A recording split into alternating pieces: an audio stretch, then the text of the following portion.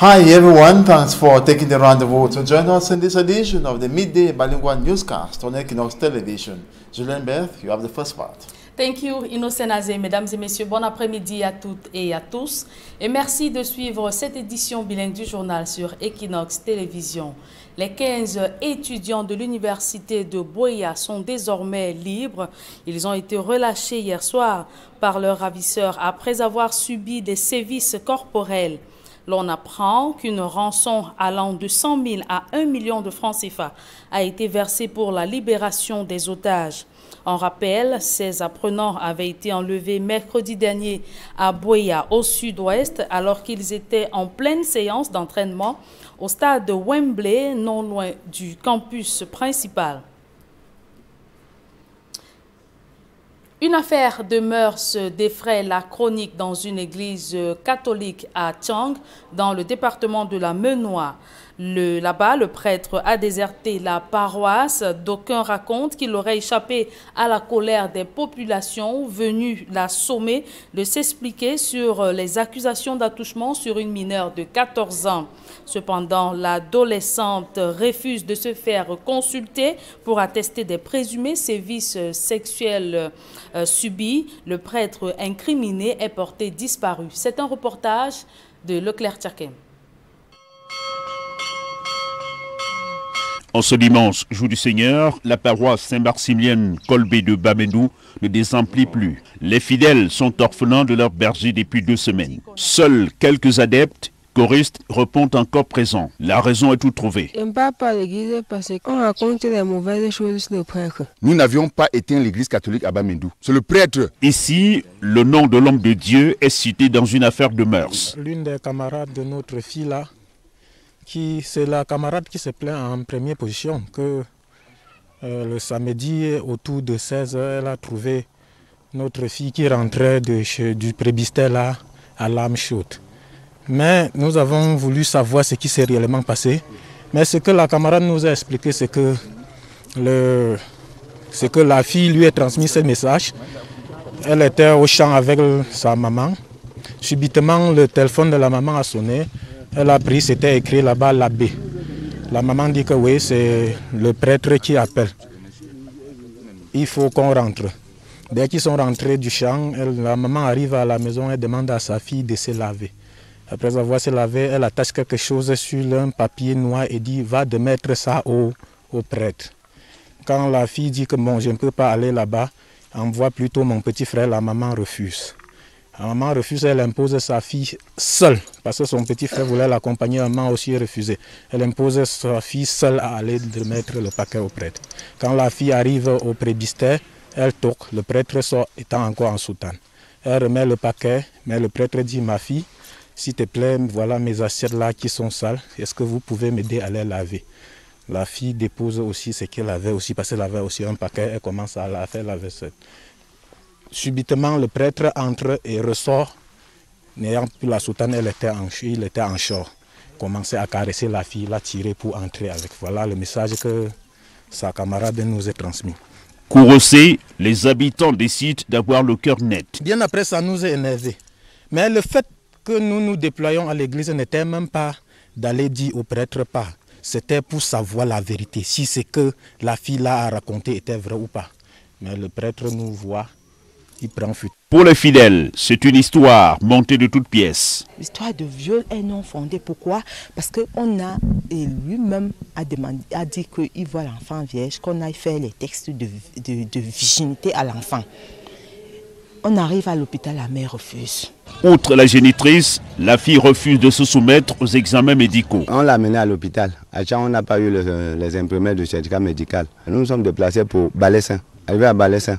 Le directeur de ce centre de Balessin a voulu consulter ma fille. Ma fille a dit qu'on ne la touche pas. Bon, étant donné que la fille n'a pas voulu coopérer, nous sommes encore tombés dans un autre tourbillon. On s'est dit qu'il y a quelque chose d'assez obscur, que cette situation occulterait. Parce que une fille de 14 ans qui s'entête à ne pas être examinée par un médecin en présence des parents, C'est quand même un peu étonnant. Et au jour d'aujourd'hui, sans être péremptoire, je peux dire que si tous ces entrefaits sont conjugués, c'est parce qu'il y a quelque chose qu'on voudrait cacher. Le prêtre, qui est un monsieur très respectable et très considéré au sein de la communauté, n'est jamais revenu dire que voilà, il s'agit d'un ragot, c'est un mensonge. La fille, quant à elle, se débine à pouvoir faire transparaître la vérité, ne conforte que le grand doute. Une plainte a été initiée par le père de la fille et déposée à la chefferie supérieure Bamendou et à l'évêché de Bafoussam. Cette situation qui prête à confusion dans ce groupement paralyse non seulement l'église, mais aussi le collège Saint-Albert le Grand de Bamendou, où le père curé officie comme principal. Élection des conseillers régionaux, le projet de loi en examen à l'Assemblée nationale regorge de nombreuses insuffisances. C'est du moins ce que pense Barthélémy Comme Tuente, expert et consultant en décentralisation. Emmanuel Diop et Gizogo nous en disent davantage. Le projet de loi fixant le nombre, la proportion par catégorie et le régime des indemnités des conseillers régionaux qui vient d'être déposé par le gouvernement sur la table des députés est minutieusement scruté. Pour l'expert en question de décentralisation, Barthélémy Comme Tuente, ce projet de loi apporte d'abord la certitude de la tenue imminente des élections régionales. Ce projet de loi augure l'imminence de l'organisation de l'élection des conseillers régionaux. Ce qui est une bonne chose. Vous savez, depuis que la Constitution a institué les régions, on attend. Et je crois que le gouvernement, cette année, va franchir le cap et organiser ces élections régionales. Pour autant, il n'hésite pas à questionner le nombre de conseillers régionaux, soit 900 au total. Le chiffre est d'abord élevé. Parce que quand vous lisez le projet de loi, le gouvernement se base sur une répartition égalitaire. Or, pour moi, ça ne me paraît pas pertinent. Parce qu'une répartition égalitaire des conseillers régionaux ne paraît pas pertinent à partir du moment où les régions n'ont pas la même configuration. Selon lui, la réalité de la région du centre semble avoir été reproduite sur le reste du pays. Le nombre de 70 pour les délégués départementaux correspond exactement au nombre de communes qu'il y a dans la région du centre. Et quand vous allez plus loin, on se rend compte que le nombre de 20 conseillers régionaux pour le collège des chefs traditionnels correspond aussi à 2 conseillers par département, puisque le centre a 10 départements. Arguant de la nécessité de faire correspondre le nombre de conseillers régionaux au poids démographique, l'analyste pointe les errements du gouvernement. On a l'impression que le gouvernement s'est mis un peu dans la mouvance des sénatoriales. Ça se justifie qu'au Cameroun, chaque région ait 10 représentants au Sénat. Mais le cas des conseillers régionaux qui vont siéger dans des régions autonomes, on ne devrait pas étendre ça à cette dimension. Au final, pour l'expert en question de décentralisation, tel que ce projet de loi est élaboré, l'efficience lui fait défaut. Au lieu de privilégier l'efficacité des débats au sein du Conseil, on privilégie plutôt l'allocation de certains postes aux gens pour avoir des rentes protocolaires. Ce qui est dommage parce qu'on ne peut pas évoluer avec ça. Les députés vont-ils à leur tour s'emparer de ces interrogations pour retoquer ce texte? Seuls les débats en plénière lors de son adoption le diront. Et du 109 à la tête de la Légion de la gendarmerie de la Damawa et la 31e brigade d'infanterie motorisée. Le colonel Dankoka Elissa et Djouko Dominique, installés dans leurs fonctions, ont reçu pour principale mission de lutter avec la dernière énergie contre l'insécurité et la grande criminalité transfrontalière qui dicte leurs lois dans la ville. Les précisions de Blaise Noupéé et Jean-Paul Chouniat. La ville de Ngaoundéré by night, un chef-lieu de la région de la Damawa qui défraie la chronique d'une insécurité galopante et inquiétante ces derniers temps.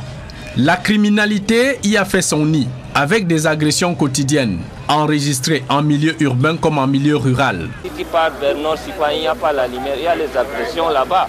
Si tu pars à Bamianga, il n'y a pas la lumière, il y a les agressions là-bas. C'est pour cela que maintenant les taxis ne veulent pas circuler en route. On a pris un moto chez mon frère, chez mon grand frère. On lui a dosé un coup de marteau, on a pris la moto. Grâce à Allah, la propriété de la moto m'a laissé. Il ne m'a jamais mis dans cette cellule. Et les premiers coupables tout trouvés, les mototaximens, qui ne l'entendent pas eux aussi de cette oreille. On dit que nous sommes les agresseurs, alors que ce n'est pas tout le monde qui agresse. Les bandits ont leurs motos personnelles qui partent faire les coups. On peut arrêter les motos qui n'ont pas les gilets, porter le blouson simple la nuit. Ce sont eux les bandits, mais celui qui a son gilet, il est en train de travailler, il n'a pas de problème. Même en voiture, les gens peuvent faire le coup avec la voiture, ce n'est pas les motos qui font le coup seulement. Première mesure conservatoire des autorités administratives. La circulation est dorénavant interdite de 22h à 6h du matin dans toute la ville. On peut pas faire les omelettes sans casser les œufs. Si c'est une mesure que les autorités en place ont prise pour mieux organiser la sécurité et mieux sécuriser la population, tant mieux. Si la mesure arrange la majorité des habitants de Ngaoundéré, mais elle agace aussi les transporteurs par taxi et mototaxi pour d'énormes manques à gagner. Les policiers nous tapent, ils barrent la route avec on arrête la moto, tu vas retirer là-bas aux communautés urbaines. Donc on n'a jamais vu comme ça ici en Ngaoundéré. Ça ne peut pas arranger la situation. On a le problème de la recette. En plus de toutes ces agressions, cambriolages et meurtres dans les domiciles et quartiers, il y a cette grande criminalité intérieure et transfrontalière que décrit le ministre de la Défense. Venu installer dans cette région 2 hommes forts.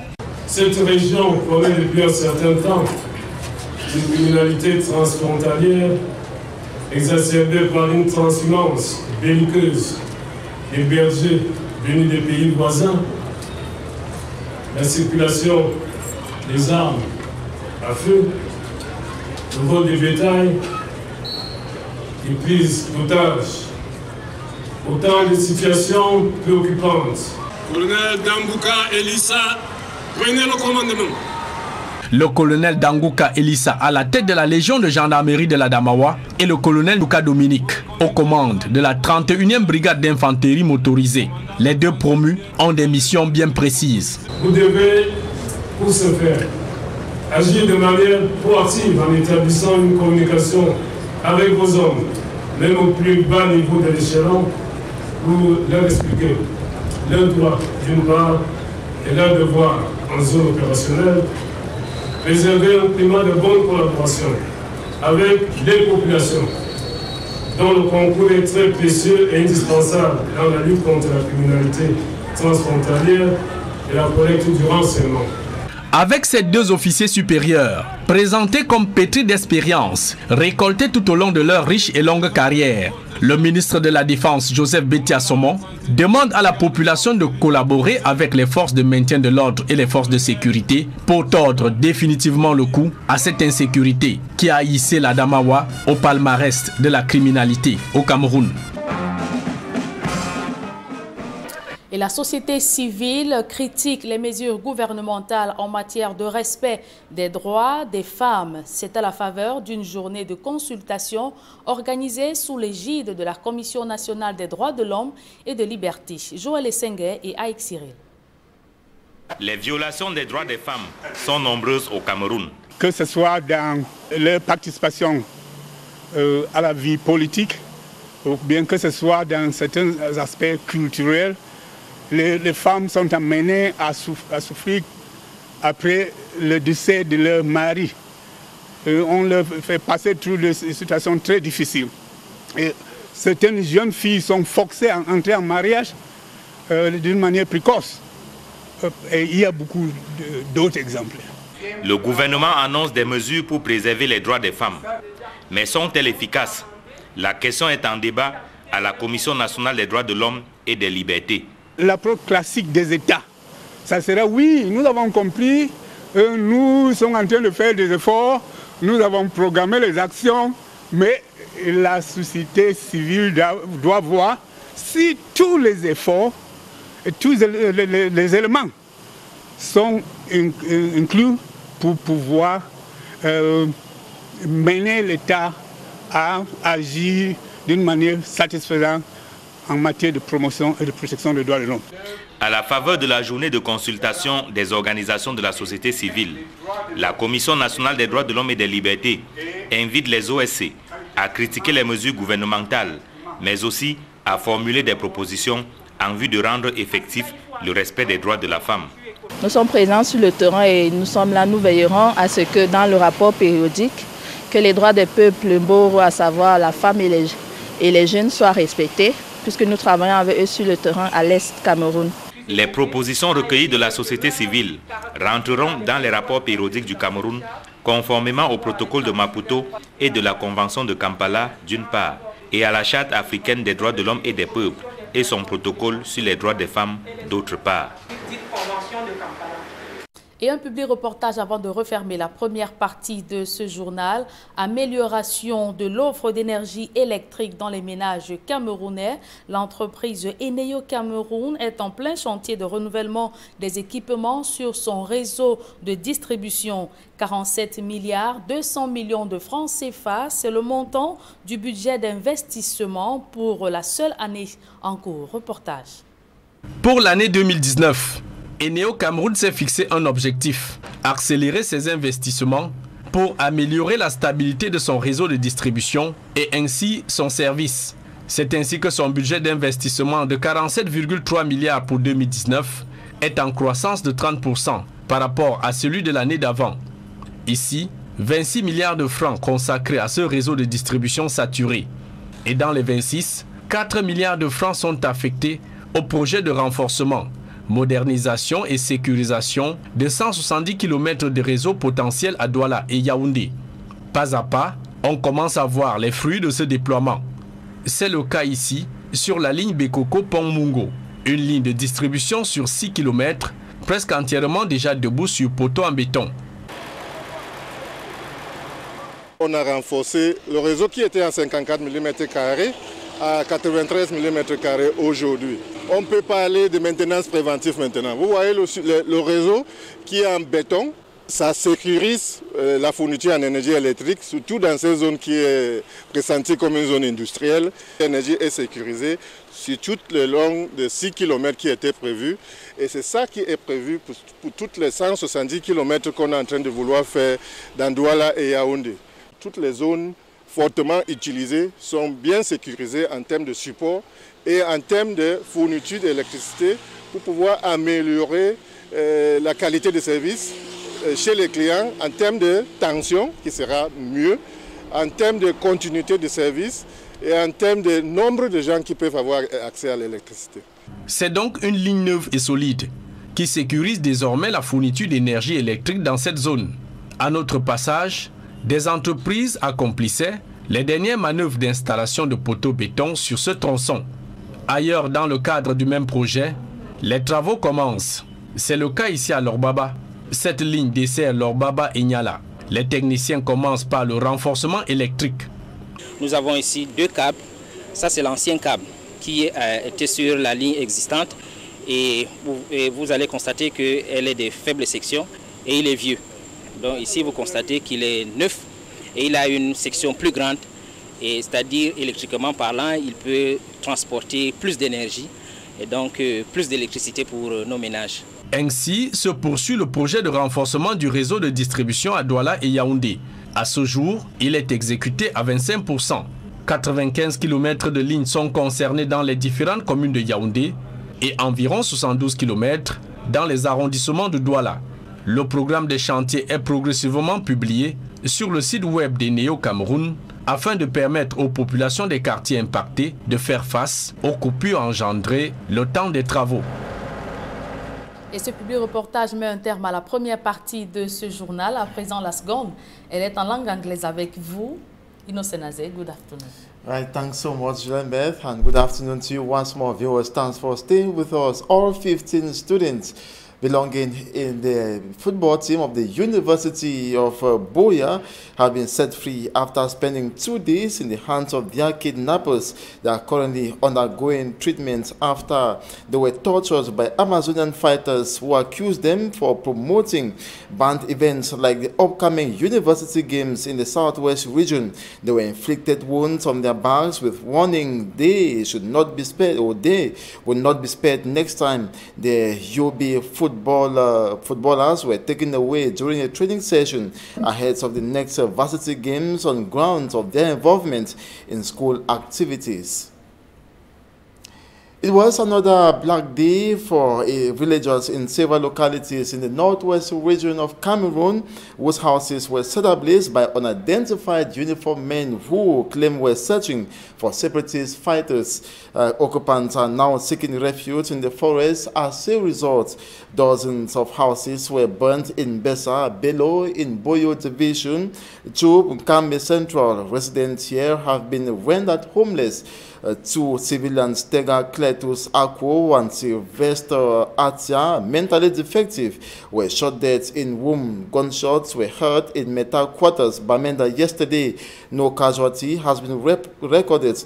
Amazonian fighters attacked a military convoy around Bengo in Boyo Division, wounding many. Meantime, B-TAP elements yesterday killed a leader of a separatist armed group, General Hayeke of the Red Dragons in Yebialem, and his team that fell in the dragnets of the B-TAP elements Thursday morning.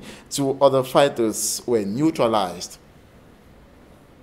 We now take you to Ngaoundéré in the Adamawa region of the country, where recently installed military personnel have been instructed by the Minister of Defense, Joseph Beti Asomo, to collaborate with the population to fight against rising insecurity in that part of the country.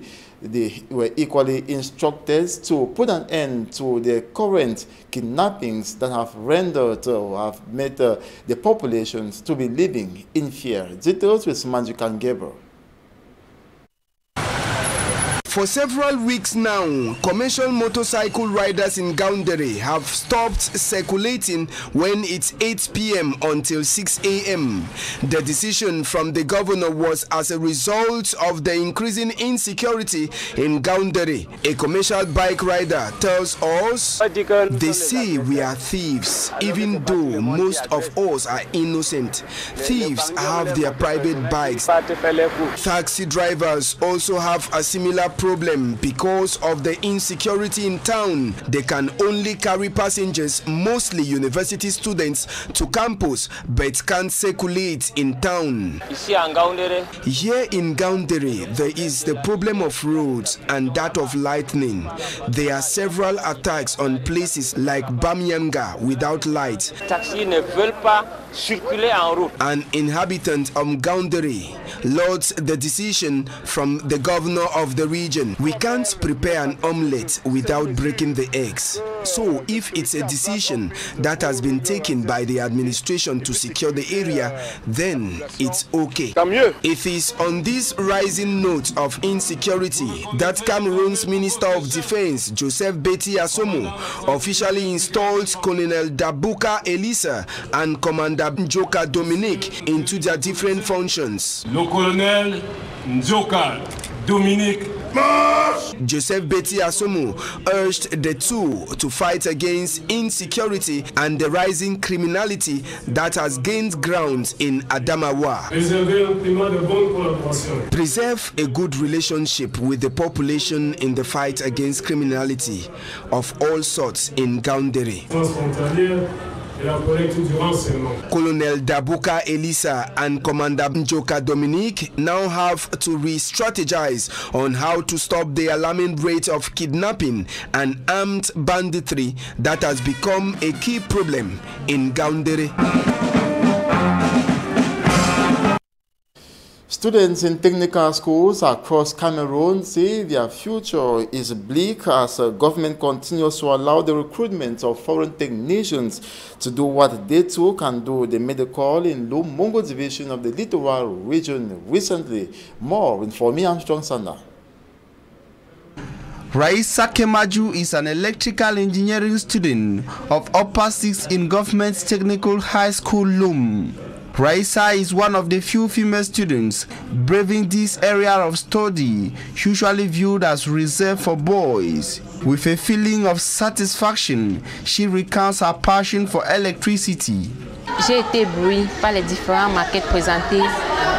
I became interested in electrical work since primary school when we came for an excursion to Government High School, Lum. I am happy that I am doing just what I love doing. Je suis très fière d'avoir choisi ce métier. Thanks to the skills acquired in this domain, Raisa gets some money that helps her acquire basic needs. Mon petit pain quotidien par rapport à cela. Aware of the realities in Cameroon, Raisa, like most young people, frown at the few job opportunities compared to the large number of job seekers across Cameroon. Nous constatons que le Cameroun est en chantier. We regret that there are numerous construction projects in Cameroon, but technicians are brought in from other countries, whereas we have a good number of them here in Cameroon. We then wonder why we are being trained in a place where we cannot be employed. Pourquoi donc faire la technique si on ne peut pas nous embaucher? School administrators on their part expressed satisfaction to the output of learners and called on governments to facilitate the professional integration of young people in Cameroon. Ces enfants vraiment sont outillés. Their requests were made at Government Technical High School, Lum, when students of technical schools across the town of Lum gathered to showcase their technical know-how in domains like woodwork, motor mechanics, electrical engineering, dressmaking and others, under the watchful eyes of school authorities and local administrators of the town of Lum. Have you ever bothered to go check up the health state of your teeth? Maybe not, despite suffering from toothache. In the reports coming up next, medics say visiting the dentist should be a regular appointment at least once every year and not when we endure pains. Babla Jonathan tells us more.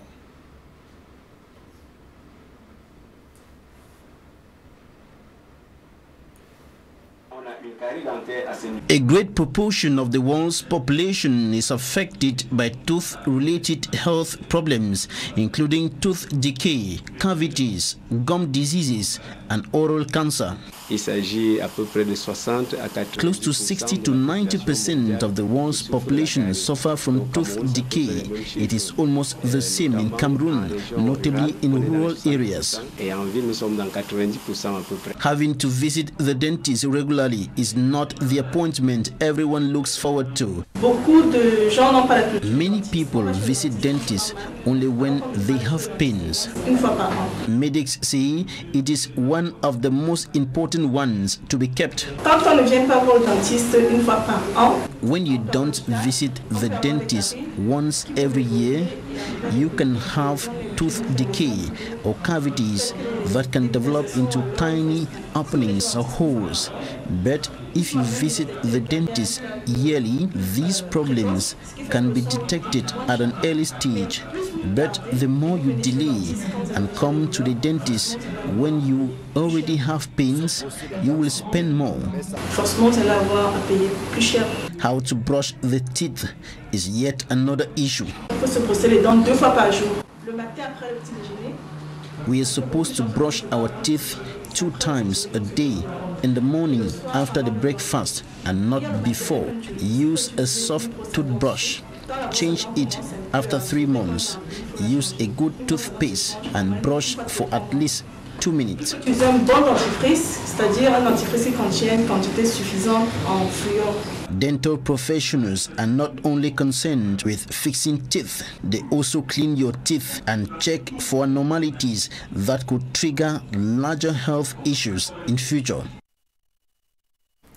And that's it for this midday bilingual newscast. Thanks so much for watching. Another rendezvous will be at 4 p.m. Julien-Beth, on se revoit à 16h. Effectivement, Innocent Nazé, le prochain rendez-vous, mesdames et messieurs, c'est lorsqu'il sera 16h sur les antennes d'Equinox Télévision. Merci d'avoir suivi cette édition bilingue du journal.